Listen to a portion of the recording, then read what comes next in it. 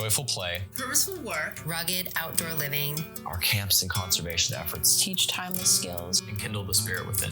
Farm and wilderness, farm and wilderness, farm and wilderness. Hey everyone, welcome to season 2 of the Farm and Wilderness podcast. It's so great to have you. Welcome back if you were with us last season, and welcome if this is your first time tuning in. My name is W. I'm the director of Timberlake and the director of camps here at Farm and Wilderness, and I'm so excited to be back doing the podcast for a big season. Now, if it's your first time tuning in, later this season, I'll be producing a primer episode on Farm and Wilderness, or F&W. But if you'd like to know a little bit more now, check out the first episode of season 1. Farm and Wilderness, or F&W, is a group of camps located in central Vermont with a variety of programs serving campers 4 to 17. In addition to that, we can serve nearly 5,000 acres of land, which is actually a big part of what today's episode is about. Now, last season, it was all about introducing F&W and sharing a little bit more about each of the camps. This season, we're focusing more on the impact of our camps on campers, families, and the state of Vermont. You'll be hearing from parts of our organization other than the camp directors, starting with today's episode. Now, so much of how we tell the story of F&W centers on the wilderness, the nature, our simply living, our open air cabins, our focus on the land and the natural world. It's in our value statement, it's in our mission, it's in all the photos on the website. This beautiful land that we are sitting on now is a big part of that. Now, there's a lot of programming in our camps around conservation and sustainability. However, there's a whole other part of the organization that is really thinking about these things all the time. That part of the organization is called Farm and Wilderness Conservation, or FWC for short. FWC does a ton, and so much of it happens outside of the summer. To give you just a little bit of sense, here are a few of the things they did in 2022 I pulled from the year in review. That year, they collaborated with the Conway School of Landscape Design to do 2 really cool projects. They had graduate students, one, do a regional ecological study of our land and made this beautifully bound book. And they also had a group of students create new site designs for what it could look like to redesign the entrance of our whole space, which is really cool. They did a ton of community learning and engagement opportunities and events, and they maintained the Aquatic Invasives Prevention Program for 2 bodies of water in the Black Ottaquechee watershed, which is where Farm and Wilderness is located. They also received a grant for a Clean Water Initiative program from the Vermont Agency of Natural Resources, which is permitting FWC and F&W to remove the Rockefeller Dam, which is up at Peggy's Pond. They're doing big things, both to educate our surrounding community and our camps and our families on what F&W is doing to conserve and protect our land, and also how others can get involved. And they're involved on these policy decisions on the city and the state and the local and the county level, and really be partners with the surrounding areas with this land that we are so grateful and privileged to caretake. Now, you can trace the roots of FWC back a little bit ways. I want to start in 2018 when Farm and Wilderness and the Nineveh Foundation merged. Now, the Nineveh Foundation was established in 1996 and was the successor to the Wilderness Corporation, a for-profit that engaged in buying and selling land around Lake Nineveh, both for conservation and to support the program at Farm and Wilderness at the time. That organization grew to 1,500 acres around Lake Nineveh, and that's where 3 of our camps are located. Then in 2001, that merger between F&W and Nineveh was even more formalized when the Nineveh Foundation became the Farm and Wilderness Conservation and was now tasked to conserve not just that original 1,500 acres, but nearly all 5,000 acres that F&W owns. These 2 organizations share a common board of directors, an executive director, and other key positions, and allowed FWC to benefit from the scale of F&W and allow F&W to really have a partner, to have a focus in the organization on such a critical and important part of who we are. Now, when I was a counselor at camp, I didn't know much about Nineveh Foundation or FWC, and it really wasn't until I became a director and started to work really closely with our conservation director that I began to understand, wow, just how much F&W is doing in this space and how much of it is concentrated really on one person right now and her interns that she's worked with over the last few years. Kelly Beerman was our director of conservation. And now I say was because when I recorded this last year, actually, kind of November, December, she still worked with us. Her last day with Farm and Wilderness was actually last week, and she's moving on to another exciting, incredible job that is super well deserved, and we are so excited for her. She's going to be super missed, and I still wanted to put this episode out really in her honor. She is so incredible, has so much knowledge that I really wanted our alumni, our friends, our family, the folks who are listening to this to hear the good work that she is doing and the deep thinking she is doing on behalf of the organization around all of these things. Kelly is originally from Baltimore, Maryland, and York, Pennsylvania. She got a BA in environmental studies and anthropology, and then went out to Madison, Wisconsin to study cross-boundary cooperation between neighboring landowners, which is pertinent to her work with us now. After completing her master's in forestry, Kelly moved to New Hampshire. She was looking for an opportunity that would combine her love for nature and education. Along with her background in natural science, she's worked with children in various other educational spaces like Big Brother, Big Sisters, Salvation Army tutoring, and a bunch of after-school programs.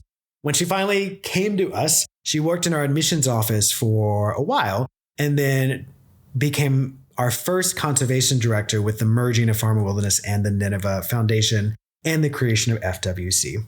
Now, last thing, we were recording this in an active workplace in the resources building where maintenance and things happen. So a few times in the episode, you'll hear some of the tools and kind of people around us who are just doing their jobs and really caring for our land and our spaces. And then also Atlas, our camp dog at Timberlake. She was also in the room, so you might hear the jangle of her collar once or twice during this recording. I am so excited for this to be the first episode of our season 2 focusing on impact. And I think you're going to learn a lot from this one. Kelly is a wealth of information, and I promise you're going to hear something new you didn't quite know about Farm and Wilderness and Farm and Wilderness conservation. And now, my conversation with Kelly as she puts the wilderness in Farm and Wilderness.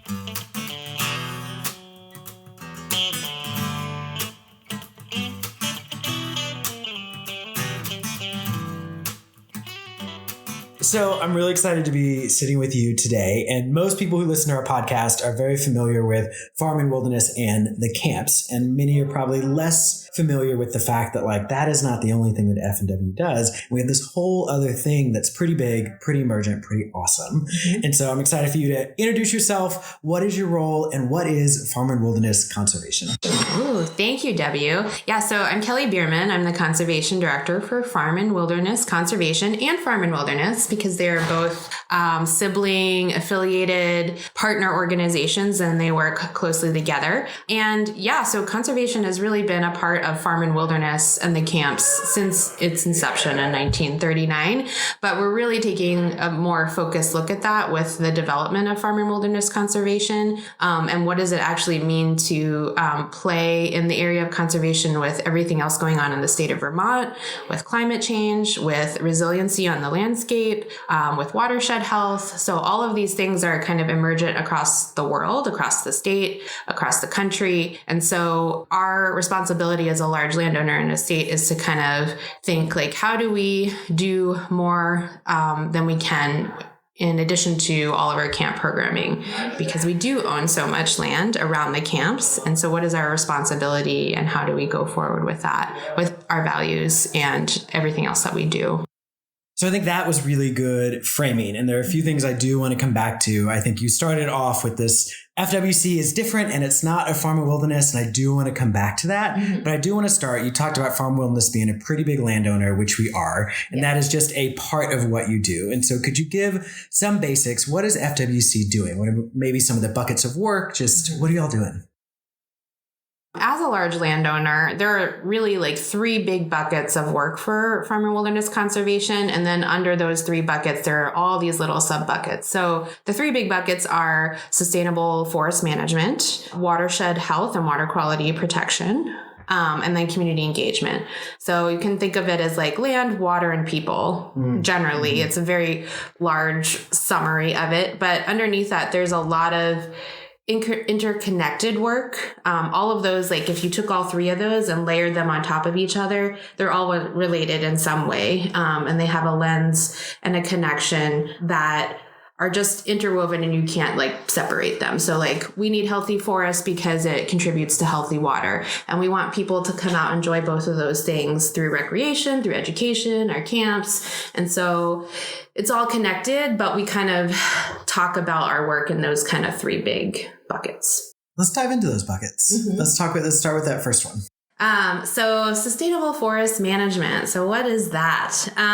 So it's a lot of different things. We have, among all of the lands we have around the camps, we have about 8 different types of forests, that are all contributing through different tree species and contribute to biodiversity and wildlife habitat, and then all these really beautiful lands that our campers enjoy and that we have trails around.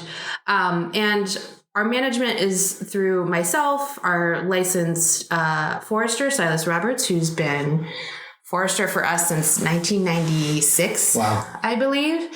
And through neighboring landowners, through state folks. And what we do is we work together as people to better understand the forests that we have through monitoring. So just going out, walking the woods, seeing what's happening, seeing how there might be some human impacts, seeing how wildlife is maybe going up and down in terms of population around the area and how that impacts the forest, seeing how climate and climate change impacts the forest. And then just that in of itself is a lot of work, and you have to spend a lot of time and you have to have a lot of patience just to observe what's happening in the environment around you. And then you invite people, different experts in, like ecologists, biologists, hydrologists, when you notice something interesting, and so that you can learn more about it. So creating that space for all these people to connect and work together to promote forest management is one task. We have a management plan that's 10 years long, and it helps us plan for timing of checking in different areas in our forest. And maybe we mark boundaries in that plan just to make sure that we're not encroaching on our neighbors in any way. And also to mark our conservation easements, which is protected land that's not supposed to be developed. So we want to make sure that those are clearly marked for the purposes of our plan. It also helps us understand if we are going to do any cutting. So are we going to take any trees? What are they going to be used for? And how are we going to do that? And the way we take trees, it's very small. We don't clear cut. We take trees usually one at a time, or in small groups. And that helps the forest canopy be healthy because you're not creating an even canopy. So a canopy that's all in line with each other. It's different levels of canopy, which is great for wildlife, especially birds. And it's also helping the forests get back to old growth characteristics, which if you think about all the forests before European settlement, we had a lot of really old forests here. Europeans came, settled in, used to cut a lot of these forests down for timber and lumber and to make room for farms and development. And Vermont lost about 70% of the forest. It's made a comeback, but they're all really young forests and they're all growing up at the same time. So in our forest management plan, we like to think about how can we encourage the forest to repair and go back to some of those characteristics before settlement. So we do that in our forest management plan, but it takes time. It takes we take a decade at a time because forests grow on a much slower timeline than humans do. So it's a little bit of our forest management. Wildlife enhancement a little bit. Sometimes we'll cut down a small area of trees so that we have an opening. There's different wildlife that like different openings and heavy cover. It also supports carbon sequestration. So what parts of the forest are we leaving to store carbon? What parts are we opening up so that trees can grow and sequester carbon faster? So we're learning about that as we go and working with experts to better understand how we can manage our forests. And sometimes the plan, we have to write in the plan that we're not doing anything. we're just looking at the forest and seeing what it does and learning from it. And we don't take any action at all. And that's actually part of the work, is when you recognize that you don't have to do an action. You just see what's going on. So that's forest management in a nutshell. There's other things too, but I think there's something really interesting about thinking about the forest here at camp. And like for most folks who are probably not familiar with Vermont history, the idea that a lot of our campers think this is old growth forest, and it's not. And that much of the land we are on right now, even where we're recording, was clear cut at one point, which is pretty profound, right? As you look up those trees, these are really young trees. And I'd love for you to give us a sense of what is our land like, and really helping center for our listeners who know where Firefly Song or the Barn Day Camp are, or where Sam Camp is. What are some of the like features of our land? You mentioned animals. Like what would we find if people were doing the walks that you were walking and really seeing our land? Yeah, so especially around some of I'm going to use the Woodward camps, so the camps along Farm and Wilderness Road in Plymouth, as an example. We like to go on one of the trails, which we like to call Peggy's Trail or Peggy's Pond Trail or Plymouth Knot Trail. It has a lot of different names, but it's a great trail because it does tell a really good story of the land use in this area. The first beginning of it, there's a lot of really tall, big white pines, and those are typically the pioneer species after these young forests start to grow. You have old agricultural fields and a new forest is beginning. White pines really love sunlight, and they shoot straight up and they get really big. And then you have all these other species growing underneath them. So you'll see that on the landscape, and I try to point that out or have people guess, like, what are the biggest, tallest trees right here in the forest. And then as you move along, you start to see a different species composition. So you'll start to see eastern hemlock, which is another pine. It's really cool. It's one of my favorite trees. And we start to compare the differences between white pine and eastern hemlock. And eastern hemlocks take a longer time. They're slower to grow, and they're usually found underneath the canopy. And so we talk about like what might have happened for more eastern hemlock to be here, more white pine to be here. Perhaps there was a larger opening in this area, and that's why we're seeing more white pine. And then you'll continue to move along, and you'll see kind of this open area with a lot of really tiny, tiny trees, and they're really jam-packed together. And that was an opening created over a decade ago for wildlife. We pause there and think about, like, what is that area doing for the land now? It's sequestering carbon really faster than some of these older, bigger trees are, which is storing carbon. So we pause and take a look at that. And then we'll start to see a lot of stone walls, which is evidence of old agricultural areas and other things. We'll pause and take a look at that and talk about like all the different land uses that we have experienced over decades, centuries here, and how that impacts the land and how we use it as well. And then we get to the end, which historically has been since 1970. There's a pond there. It's Peggy's Pond. There's an earthen dam there. But now we're working on a project to drain the pond. We're going to remove the dam, and we're going to allow that land to go back to wetland, which is what it was prior to the pond. And we're working with the state on that. So removing the dam, doing some native plants, and then just letting nature take its course. So that's a really good walk for our campers and other people to take. And it is a really nice snapshot of, like, we're talking about the different forests and land use in this area. It is similar across all of our other camps as well, but each walk you take around the land, around the camps, has a different story depending on what's there. There might be an area with more vernal pools along the hike, and a lot more wet areas. There's a lot of wetlands around Lake Nineveh, up around Sam Camp, and all those wetlands have different features. So there's fens, there's marshes, there's the floating bog in Woodward Reservoir, and they all have different species and functions. And it's really cool to talk about how those play out along the landscape. And they're just so close to the camp. So there's just so much to explore around the camps. Either doesn't matter where, every camp has like within 50 yards, a really cool natural feature to go look at, or a cultural feature, which we call those old stone walls or cellar holes or old stone foundations. Trying to think, there's a lot. I could make a whole list of them. I can give them to you if you want to put them on the podcast. You really could. And I remember doing walks with you and just how impressed you are, or how impressed, I am on knowing just the sheer amount of information you are holding because of the complexity of land. And it's really easy for, again, a staff member or a camper to just like, oh, it's a tree, it's cool. But like there are actually so many complexities and layers underneath that I am really impressed to like hear about the work and knowing that we're doing that, and kind of proud of the work that Farm Wilderness and really you kind of holding it for so many of us are doing.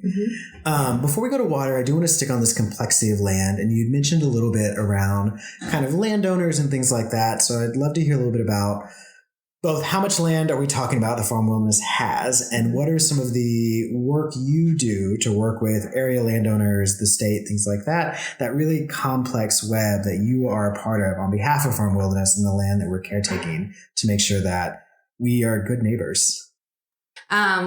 So in total, if you take all of our lands we're responsible for, we have about 4,900 acres, and that's in the towns of Plymouth. It's in the town of Mount Holly, Bridgewater, Chelsea, Brookfield. And the complexity of that is that there is a big Venn diagram of different parts of that acreage that's enrolled in different programs that support the work that we do.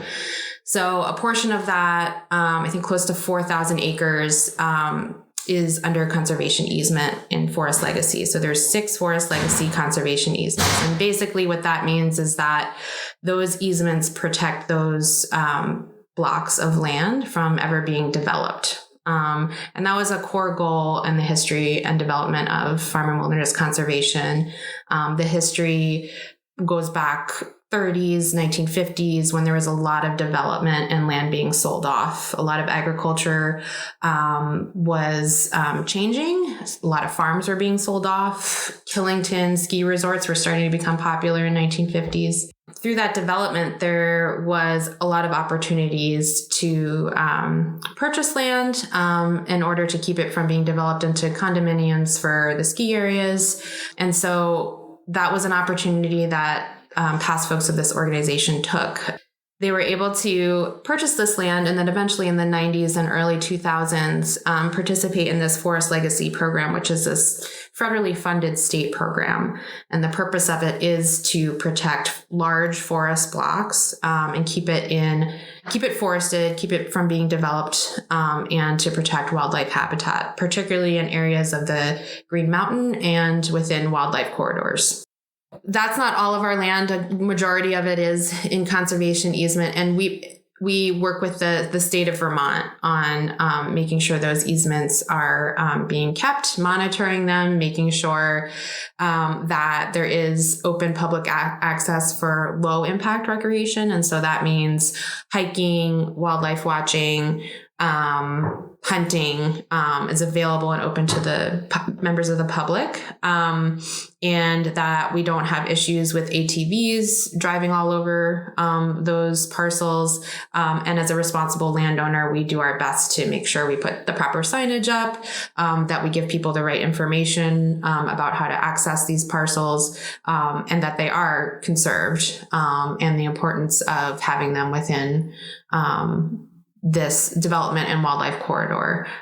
So that's one program that we're in. The other program that we're in is current use or use value appraisal programs. There's many different names for it, but it's a state program that essentially gives landowners a tax break for maintaining their forests and keeping their forests in sustainable timber production. So Vermont wants to be able to use its forests for its renewable resources. So taking trees and providing local lumber sources. So we don't have to source lumber from, across the country, but also do it in a way that is manage your forests so that they can grow back really well, and also for ecological health. And so current use basically says that we need to have a licensed forester and we need to have a 10-year forest management plan. And most of our land, most of that 4,900 acres is in the current use program and overlaps with the forest legacy easements as well. And though there's 2 different state departments that manage those programs, they work together. I work with them to figure out what we need to do to be good participants in those programs. And then at the same time, many of our neighbors, which includes the state, we have Coolidge State Forest that abuts most of our land. They're our neighbors. We work with them on making sure that we have, if there's any shared goals across the landscape, that we're doing them together in partnership. Do we have similar signage? The signage says the same things. If we have somebody who's hiking across our land and going into the Coolidge State Forest, as an example. And then we have our other local residential neighbors that we work with just to make sure that they know that they can come hike on our land if they want to, that we work with them on, if we share a shoreline with them on Woodward Reservoir or Lake Nineveh, that we're working with them to better understand shoreline protections and if there's shared work that we can do together, and participating in any other state programs or funding, grant funding for projects that might impact both us or them. And then there's just other organizations like us or other conservation organizations or ecological health organizations or education organizations that we work with to partner on initiatives to bring resources or education or skills development to the community. So just the other week, we hosted a workshop to help folks who are interested in better understanding how they can navigate their lands, or, if they're out hiking at a park or a national forest, how to use mapping tools to help them do that. And the mapping tools we use at Farm and Wilderness Conservation are very similar to some of our other partner organizations. So our county forester came and supported that program, and we had 15 people come from all over the state to learn some of these skills for tools that we use to do our work. So it was really nice to be able to share that with other folks in the area and then tell them about our special place here. And when they came, they're like, this is so beautiful. This is so nice. I didn't even know this was here. Or I haven't been back to this area and I thought all you did was summer camps.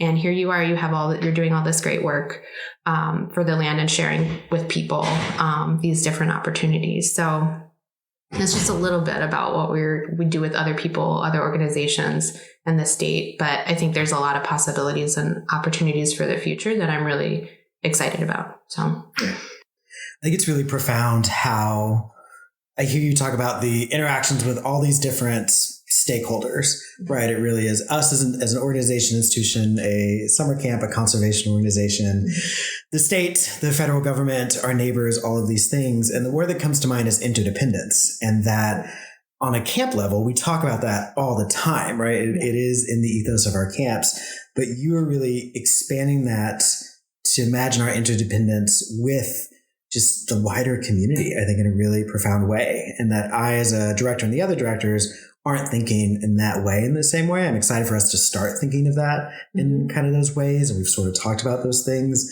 but I really want to lift that up, that like interdependence isn't just the camps hanging out together or like my big lodgers and first lodgers. It is actually when everyone is gone in the off season, like we have to be good neighbors to the cities, the county, and the state. So I think that's really great. Yeah.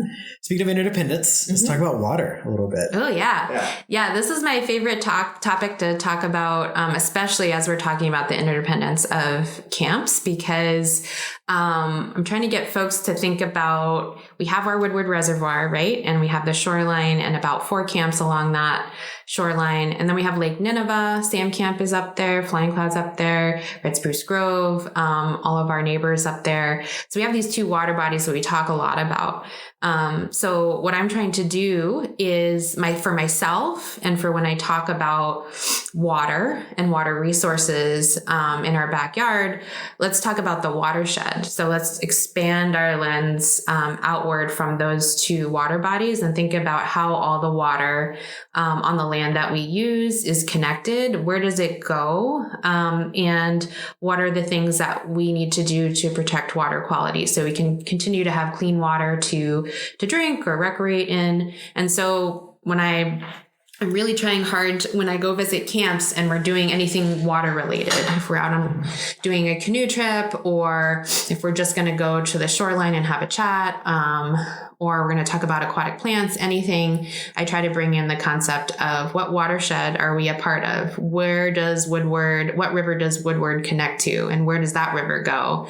And the fact that both Lake Nineveh and Woodward Reservoir are at the headwaters of each individual watershed and the expanded watershed. And what does that mean? And so we're trying to do field trips that include a watershed tour. So we start at either Woodward Reservoir or Lake Nineveh. We go along the Ottaquechee River, which Woodward dumps into, and then the Ottaquechee connects to the Connecticut River, which is the big over 400-mile river that runs through New England and dumps out into the Atlantic Ocean.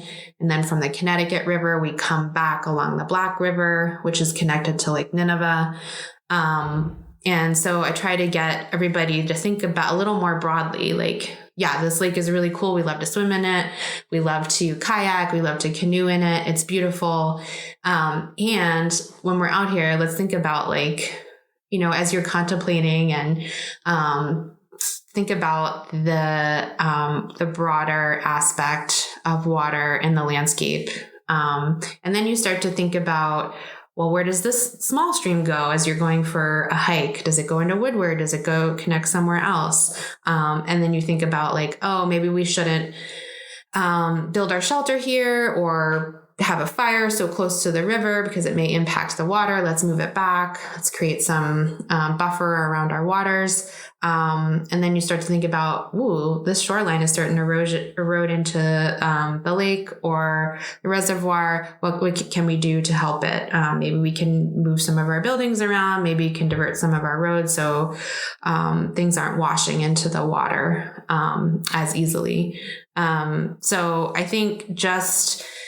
and also it goes for the land too, like putting into perspective all the cool stuff that's right there at the camp, but how is that connected through the forest and the water? And Sam Camp is connected to Timberlake, for example, through the water.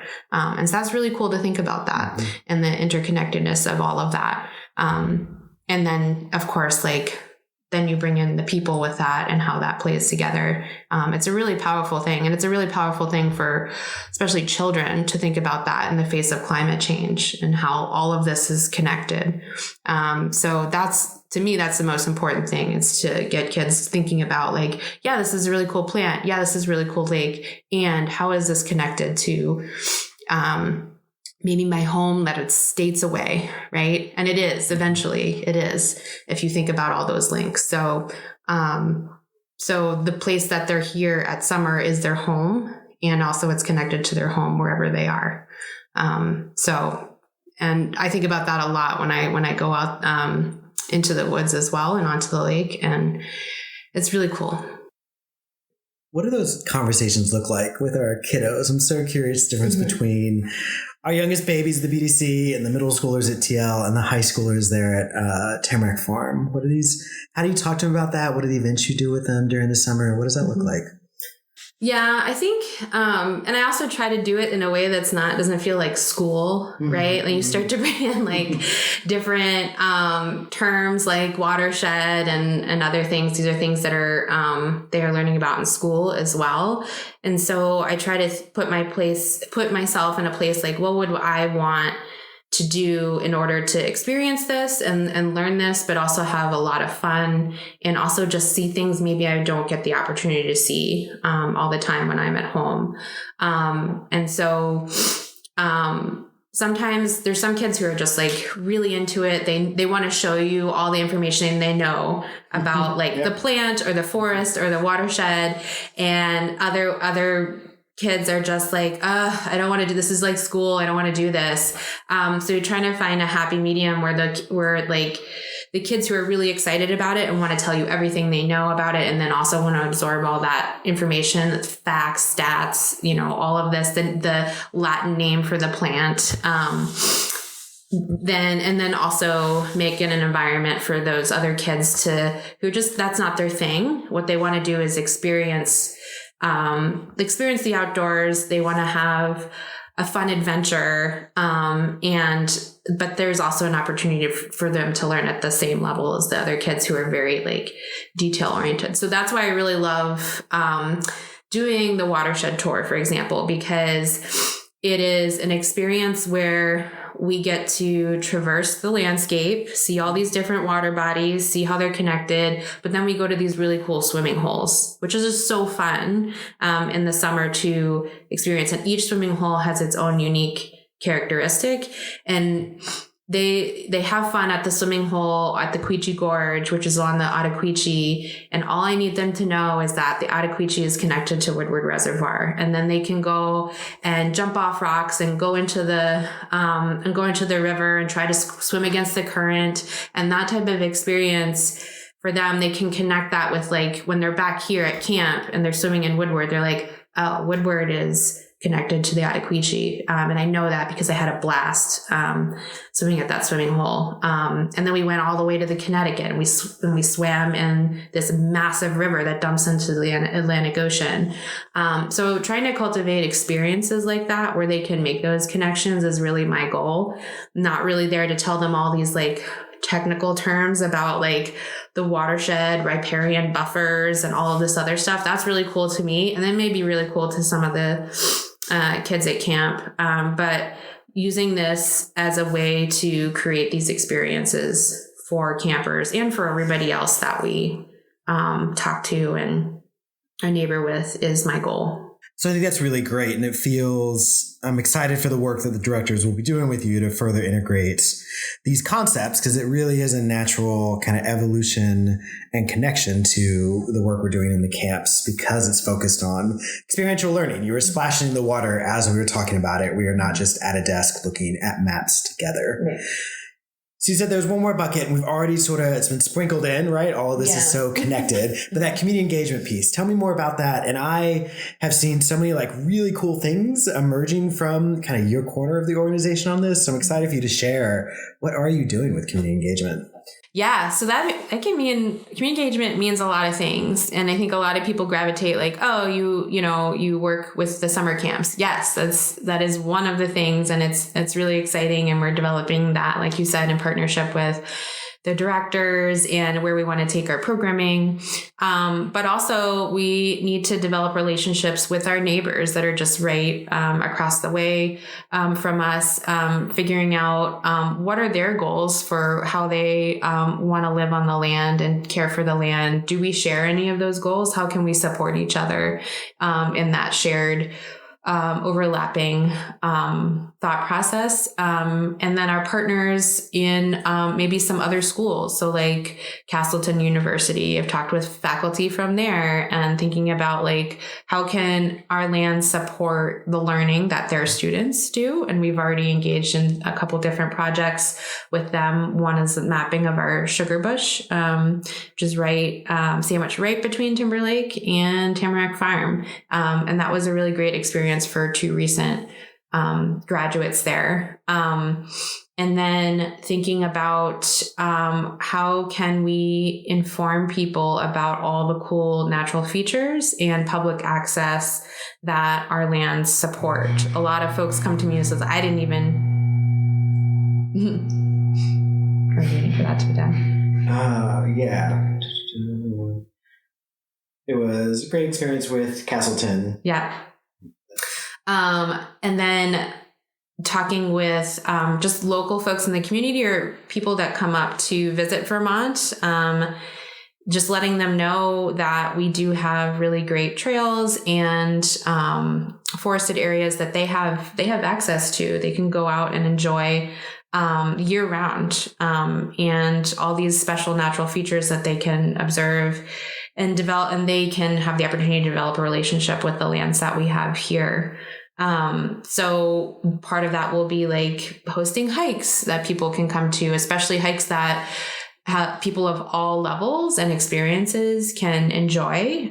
So not going straight up the ridge here at Woodward on Limbergem is one of my favorite trails. If you just want to go right up, straight up for half a mile, that's not everybody's jam. It's not my jam half the time. So what are the areas around that most people could just come and enjoy for a little bit, regardless of where they're from, their experience level, or their fitness level, or their ability. And so we are looking at all the different ways we can give people access to that. And a lot of that is developing information, maps, just letting people know on a website or social media, or just talking to them on a phone. Other ways are kind of thinking about where could we put a new trail that would better serve the community. And so working with other people from the state, from staff that are here, trail design experts, thinking about the future of that and how we can support that. We also work with local after school programs. We have 8 different schools in 8 different towns that we go and visit to do an activity. Either a farm-based activity. So I think like today, I think Lucy and Elizabeth are taking goats to visit the Mount Holly School and to talk about how to feed goats, how they care for goats, what do goats do, and how do they benefit the farm and the landscape. And then last week we did activities around beavers and wetlands and dams. And we talked a little bit about how wetlands are an important part of our environment and the ecosystem services they provide. And then they got to pretend to be beavers and they built dams. Yes. And they really love that activity. And they want to tell you all the things they know about beavers. And then we do a fun game where they can do a true or false around beaver facts. And so that's just another way. It's just visiting these local schools and bringing fun activities to them, especially if they don't have the ability to come here to our camps, or we don't have the ability yet to do field trips. I also have to cough now. As we're developing all these relationships with partners, with experts around the state, like ecologists, biologists that we work with. Those are really great people to connect our local community or, our stakeholders wherever they are, camp families, donors, or just other people that want to support our work. We can work to highlight those people and how they support our work by, providing Zoom events or talking to them about the cool features on our land and writing up different blog posts and sharing that with people. So just like creating all these opportunities for people to engage wherever they are, either physically on the land or taking the really cool things that are happening out on the land to them, either on our website, or having them engage in a Zoom webinar, with these folks. So recognizing those opportunities and that our relationships should be shared with other folks, because these folks are also really just generally cool people that have a lot of fun information to share. And I've learned so much from them. So, why not also provide those opportunities for everybody else? So that is also a big part of our work. And then lastly, with community engagement, and I said this a little bit already, but as a landowner, a large landowner with all the values and the mission that we have, it's really important for us to cultivate responsible recreation. And so what does that look like? That looks like public access, but also protecting ecological health. So we're not going to put a trail through a wetland because that would have detrimental impacts for wildlife and the habitat. It also wouldn't be very fun for the hikers because it'd be really wet. So having a plan for how we cultivate this recreation and how that impacts our forest management and informs it, and also water protection as well. I think those are all there's more community engagement stuff. There's always more. Yeah. That's what I really love about this job, is because it's ever evolving. There's always new possibilities. There's new opportunities. And then everything is connected. And so that just creates an infinite amount of ways to do this work and to learn from each other and the land. So I think that's my favorite part about the job. So yeah. We've covered a lot of the what's, and there is just lots and lots and layers of that what, and we could probably continue going on. The next couple of things I want to talk to you about are a little bit more theoretical and I guess philosophical, right? You and I have had conversations in the past around the word conservation and conserve versus sustainability, or in concert with sustainability. So I'm curious your thoughts, like why conservation, and what does that word mean for you and for folks who are hearing and maybe asking a similar question as I am, right? What does it mean it feels like the way you approach this work is much more expansive than just, I guess, kind of a dictionary definition of conservation. So I'm curious to hear more about your thoughts on that. Yeah, conservation is it's a lot of different meanings for a lot of different people. And it's one of those things for me personally that it is what you make it, right? So there's historical context to conservation. There's some negative connotation with conservation, especially when we talk about ownership of land and who has access to that land. And if we start to bring in our history, European settlement, stealing of indigenous land. So that is just a really complex history that feeds into that word too. And every day I have different feelings around that word. It's in the title of my job. It's in the title of Farm and Wilderness Conservation. But I always come back to, like, it doesn't matter so much about the word itself. It's about what we do here. And I think the very simple reason of why it's Farm and Wilderness Conservation, why my title is Conservation Director, is because most of the work we do with, like, the state also uses that term. So it's a very industry term. And it also, represents different ideals amongst different people, which we have the opportunity to engage with them on. So when I talk with Tamarack farmers, I ask them, I was like, when you hear the word conservation, what do you think? And I get a mixed bag of things, which is really cool in some ways, because then I can start a conversation to talk more about why they think that way. How did they get there? I think one camper said conservation sounds very federal. Interesting. And so I was like, all right, let's talk about that more. Why do you think that way? And a lot of the reasoning was because every time the word conservation comes up in their life, it's tied to the government. I was like, yeah, you're not wrong. There's all these easements, agreements, legal documents, usually tied up in conservation.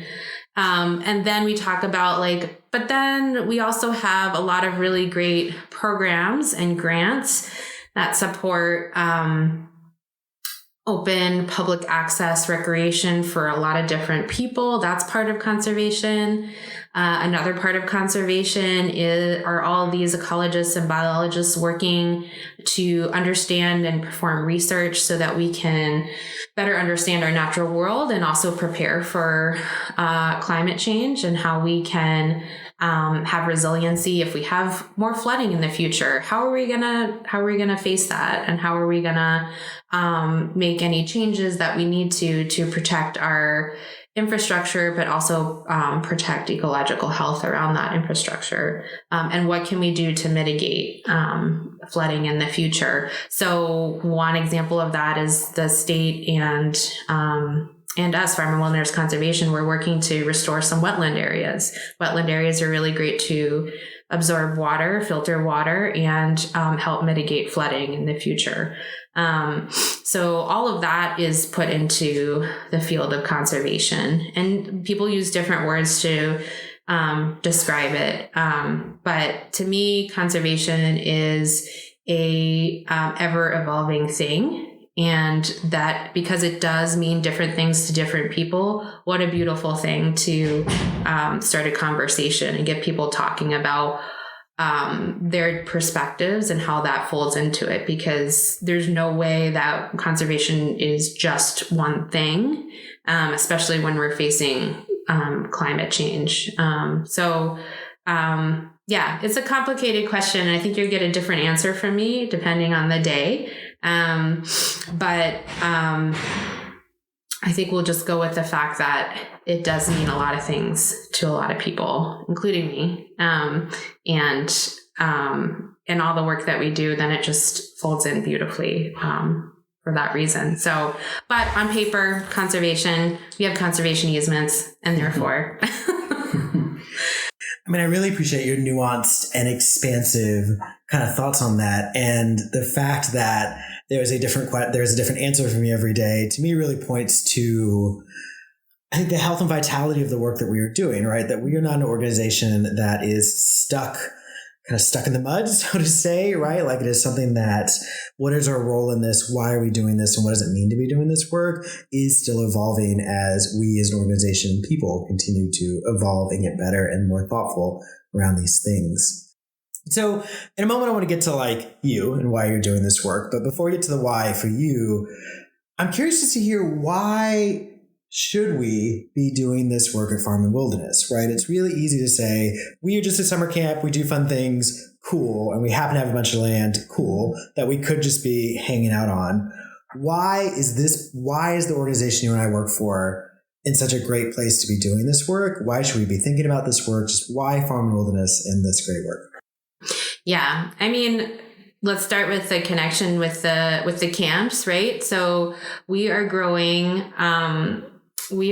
kids to think about the skills they need to be leaders, to work with their community members, and work with each other on the land and with the water. So all these kids are going to be growing up and facing the challenges of a world that does include climate change, that does include facing hard decisions around conserving land or building housing. Housing is a big issue right now in Vermont, as it is across the country. And so we're preparing these kids to just think about, with different lenses on and different perspectives, about our impact and how we identify living in the environment around us, because we are part of it.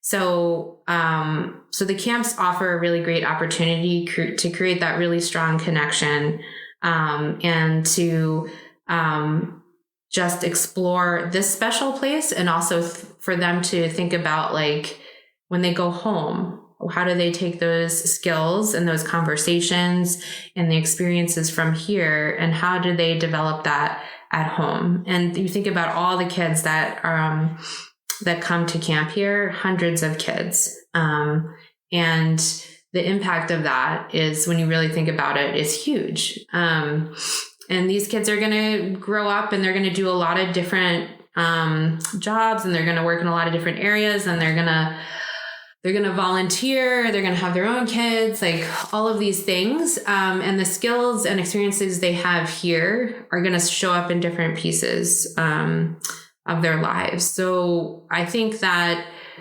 when I think about that, that is like the biggest thing for me, is for these camps to have opportunity to learn from these lands, and to have those experiences, because they're going to be the leaders of the next generation. And it doesn't matter what they do, whether they're, a biologist, ecologist, conservation technician, whatever. It doesn't matter what job they have. They're going to understand that no matter where they're at or what they're doing, they have a piece and a part of being part of a solution, and living and working with community members to protect natural resources wherever they are. I think in general, F&W also should be doing this work, because there's just a lot of there's also a lot of plans and initiatives in the state going on right now that we have an opportunity to contribute towards. So there was a bill passed this year, H126, which is basically says the state would like to have 30% of Vermont's land in conservation by 2030 and 50% by 2050. And we're part of that. We're part of supporting that initiative. And it's to promote resilience and biodiversity in this state and broader New England. There's also there's a climate action plan that the state has. How can we support that? And there's a lot of different ways we can do that. So I think with the camps and with broader goals across the state, we certainly have a piece in all of that. And I'm excited to figure out what our next steps are for that. Yeah. What's your why? Why are you doing this work? When I really sit down and think about it, if you would have asked me this like 5 years ago, I would have said, oh, I just love working in the outdoors. And that's true. I do love that. And what a beautiful place to be able to walk out my office and go for a walk in the woods. I think the additional reason why, and what I've really come to realize, is that I think it provides me with challenges and opportunities that lets me learn about other people and other perspectives that are different than mine. And I may disagree with them, but that's a really great challenge to have. Like, how do I hold that?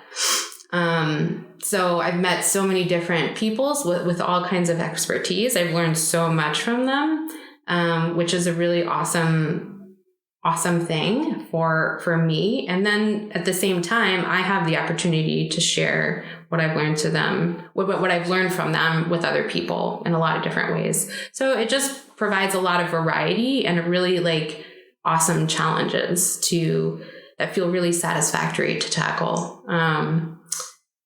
And, I've always liked the intersection of working with kids and the community, in the outdoors. That's always what I've done. And so it's a very natural fit for me to be here. So yeah, I think all those things combined, it makes me really excited to get up and come to the office, because sometimes I don't even know what the day will bring me. Sometimes I'm like, I'm probably going to be in the office today writing a lot of emails, communicating, looking at my calendar. And then halfway through the day, I'd be like, nope, I got to go over to Lake Nineveh to check on this, and I'll be out in the woods for like 4 hours. That's fun for me. And I love doing that. And I know I will never stop meeting new people, whether it be at camp, whether it be at some kind of forest ecology conference, whether it be in the neighborhood. I know I haven't met all of our neighbors in this area, but I know I will eventually. So yeah, that's just really fun and exciting for me. And that's why I really love my job. What's in the future for farm wilderness conservation? Where do you want to take it? Where do you want to take us? Well, that's not really up to me solely. But what I really would love to see happen, and what I am working on, is trying to develop as many relationships and collaborations as possible so that can better inform where we're going and what we're doing.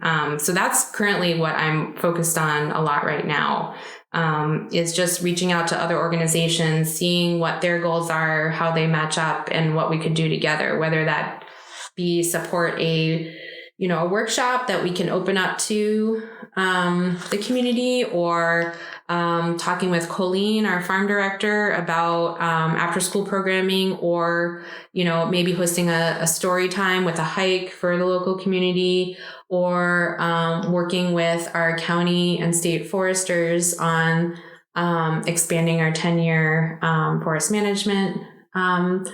plan, all creating those opportunities and avenues to talk with people about decisions we make together, I think is the future and what I hope to do. So that it's not all on me, because it's such a huge thing to be a part of. And it takes a lot of people with a lot of knowledge to make some of these decisions about what work we do. So I would say that's the biggest thing right now, is just talking with other people, seeing what their ideas are, shaping some of our goals for the next couple decades. And, working with folks like you, the directors for camp, talking about how can we develop some program initiatives in the future. So that's, I think, where we are headed right now, is just we're in kind of a planning phase. Like, what is Farm and Wilderness Conservation hoping to do? And obviously, it's going to be around those three big buckets again. It's going to be around sustainable forest management, watershed health, and community engagement. And so, I'm excited to see what will happen.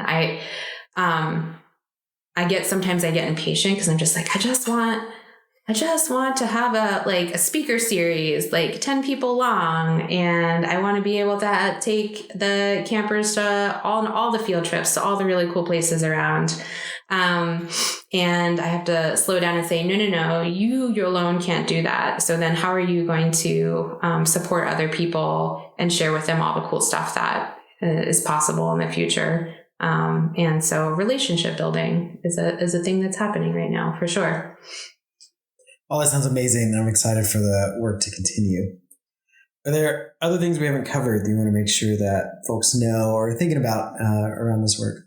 I mean, I could go on and on. We could get out maps. I could show you some cool features on the land and talk more about those, list out the cool plants, talk about my favorite areas. But I think we've covered a good chunk of it. Before we say bye, I want to give you a chance to, where can folks find information on Farm and Wilderness Conservation online? They want to know more. Where can they be looking? Yeah, so the best way online will be our social media accounts. So FW Conservation on Facebook and Instagram. And then we have a new website being launched on November 10th, this Friday, www.fwcvt.org. And then we're trying to see if we can do a monthly newsletter. So that way we can update folks on any events or hikes or a new blog post or just announcements around the state that we're really excited about. And you can sign up for that newsletter on the website. So those would be the best ways.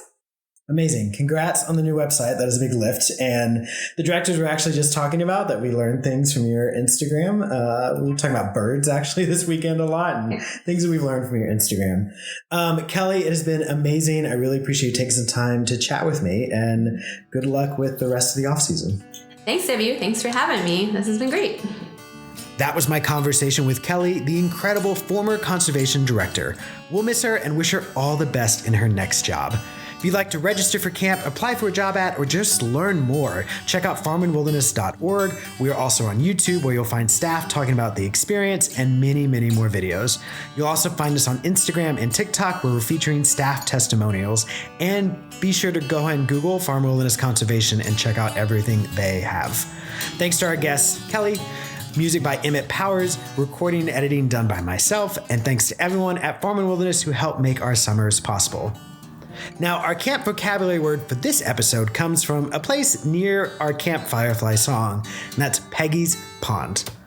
Peggy's Pond is a great short hike from FS and is one of our beginner hikes that really allows you to see our sustainable forestry practices, the evolution of our forests around camp, and that new dam removal project that F&W is working on that I mentioned at the top with the state of Vermont.